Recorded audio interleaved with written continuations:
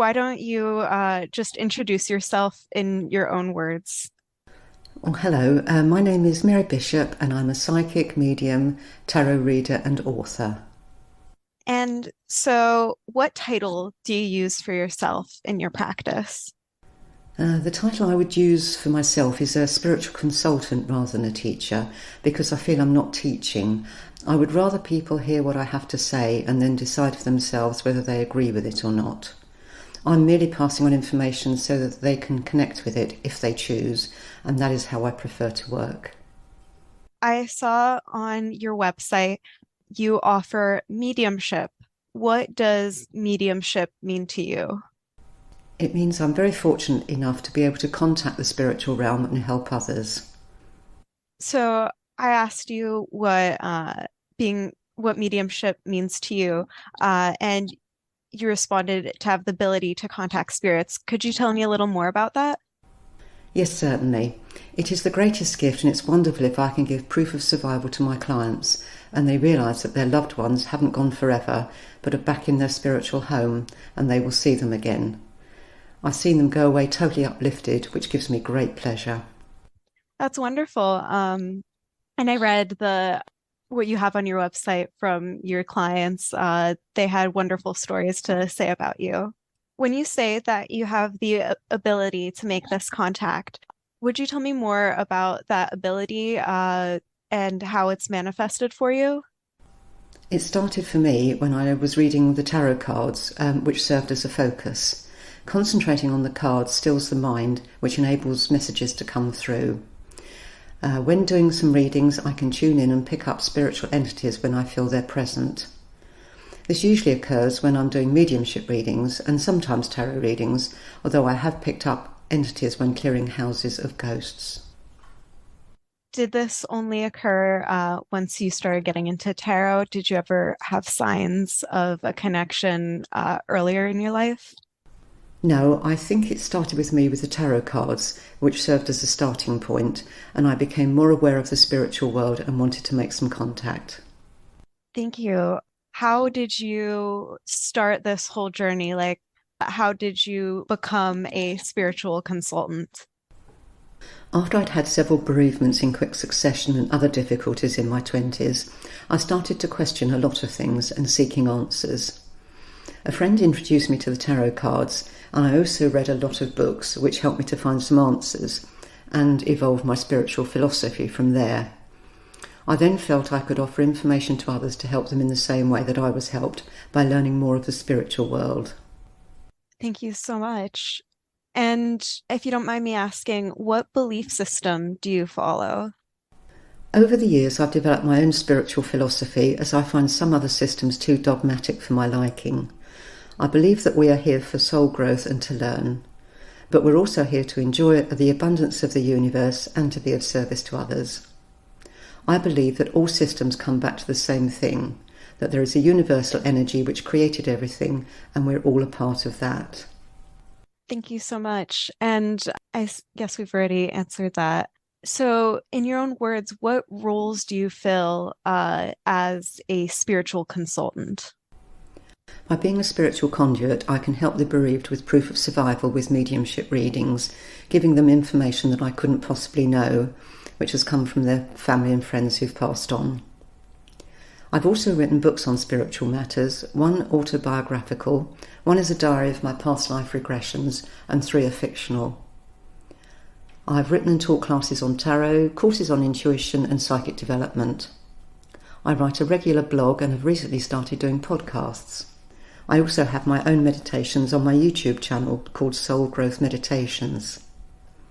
I've given talks on metaphysical subjects to local groups as well. I just wish to share any information that I can to be of help to others. That's wonderful. Did you have any teacher on your journey to mediumship? Not immediately, although many years ago when I'd been working at a psychic fair all weekend in a noisy environment, I'd reached a point where I found I could no longer concentrate and read the cards, and I had a queue of people waiting for readings. Wonderfully, I'd suddenly discovered that messages were coming through to me from the spiritual realm, which was the beginning of my mediumship readings.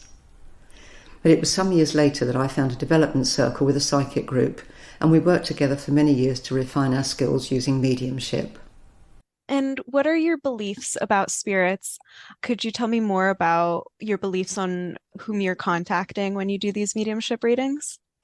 Of course, there are those who've passed back to the spiritual realm and ghosts.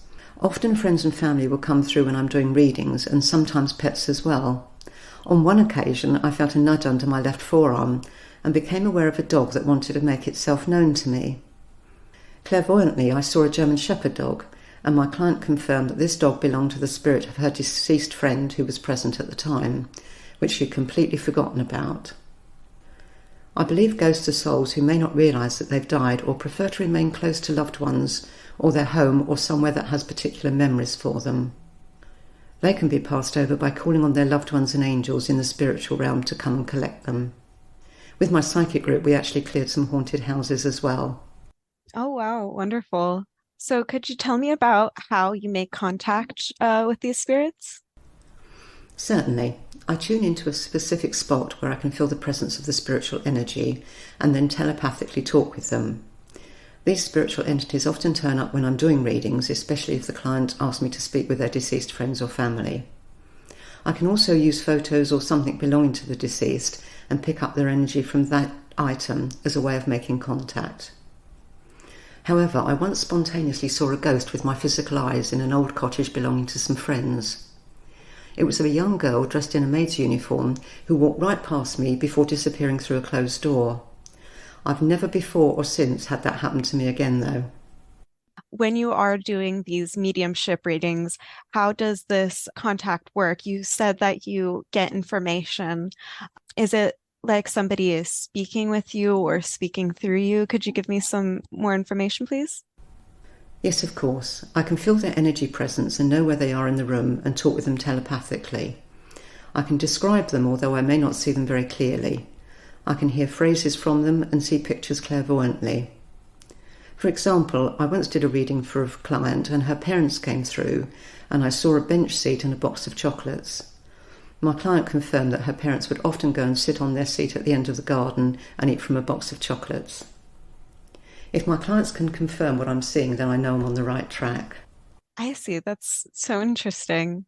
You already shared your experience with the 17th century house and a physical apparition. Would you like to share any other experiences with spirits? I did a mediumship reading for an Italian lady once who spoke no English and her daughter translated for her.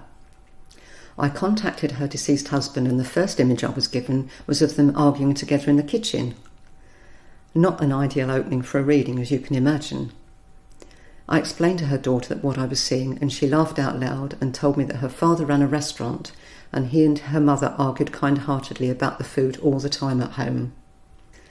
I also had to stand up to show the picture which her husband was giving me of how he used to walk around with his hands behind his back, looking at any and everything. This caused some hilarity, as the Italian widow said that when she saw her husband walking around like that, she would tell him to pull his big belly in.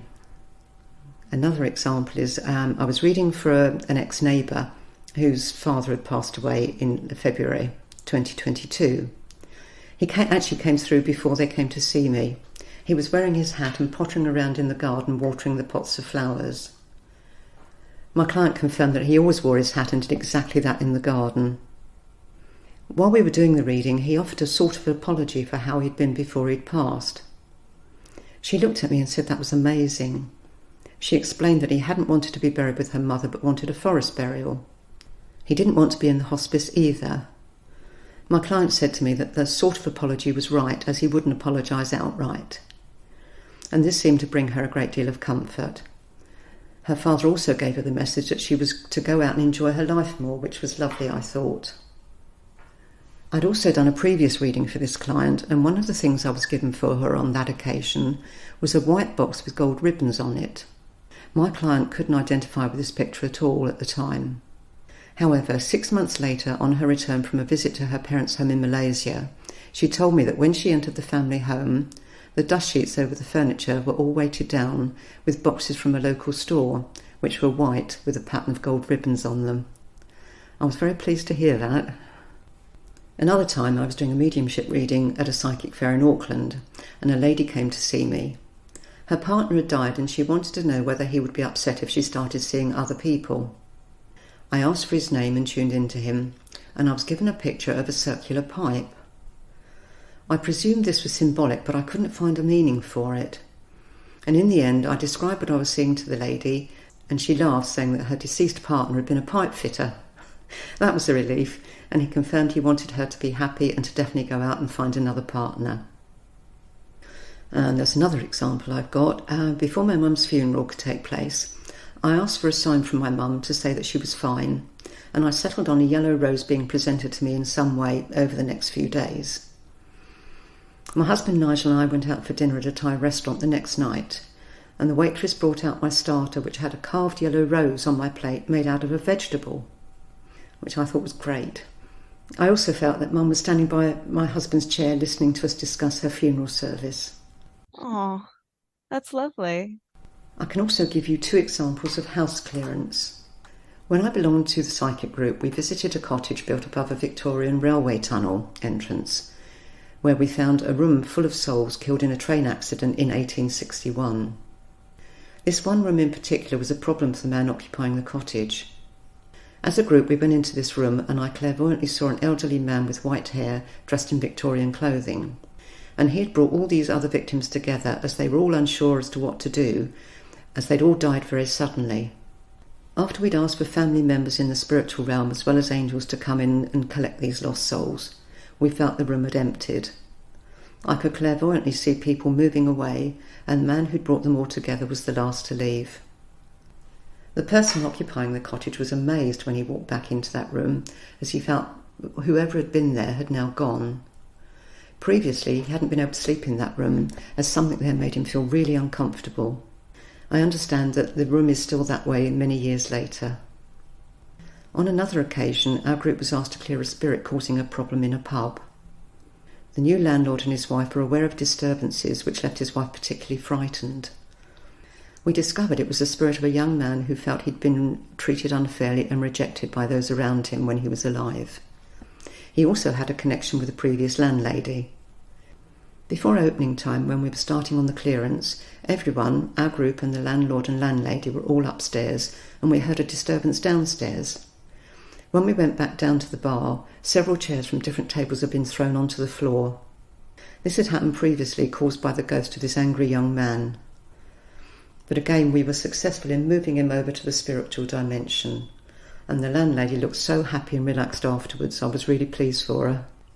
They were wonderful. Thank you so much for sharing with me. And my next question is, has your experiences with spirits transformed you, either in beliefs or just how you see the world?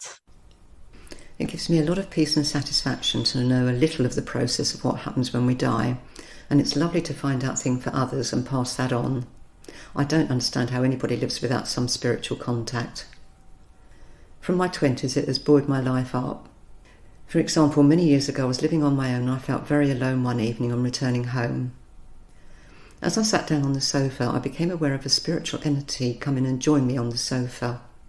I literally felt that person as they sat next to me. I don't know who it was, but they stayed with me until I left to go out for the evening, and then I felt them move away as I reached the bottom of the staircase. I believe they're very much aware of how we are. I was very grateful for that presence, which really comforted me. It hasn't happened since. Although another time when I was feeling particularly low, I felt such an overwhelming sense of love that was indescribable, passing all feelings of earthly love that we have here. That's really lovely. Those were all of my questions for you today. I just want to thank you again so much for agreeing to do this. It's fascinating and very, very wonderful. You're very welcome. Anything that can help. I'm just pleased that I can find things out and pass them on. Of course, I can only speak from my own experience, and everyone is free to agree or disagree. But when I pass over, I'd like to think that at least I may have been of some help to others. That's really, really lovely.